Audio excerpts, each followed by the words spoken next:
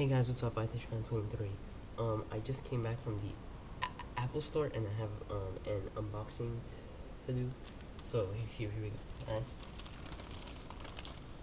So what I bought was I got the Apple earphones with the remote and mic. The price was $29.99. As you can see there, $29.99.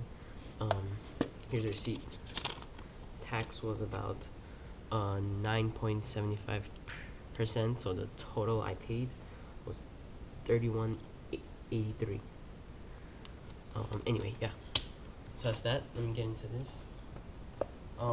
There was some sticky thing on top, and like it was for the hanger thing, so I just took that off. Now let me go ahead inside. So it comes with a few stuff. Okay, so here are the earphones itself.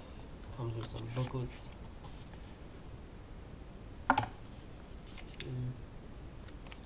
Don't know what it is, like a manual or something.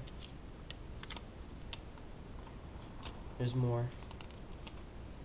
I really don't get why it's all. Okay, anyway guys, so that's basically it, what came inside, and hope you guys enjoyed. Don't forget to rate, comment, and subscribe. And actually, let me open this too. Sorry about that. Show you exactly what's in it. Just open.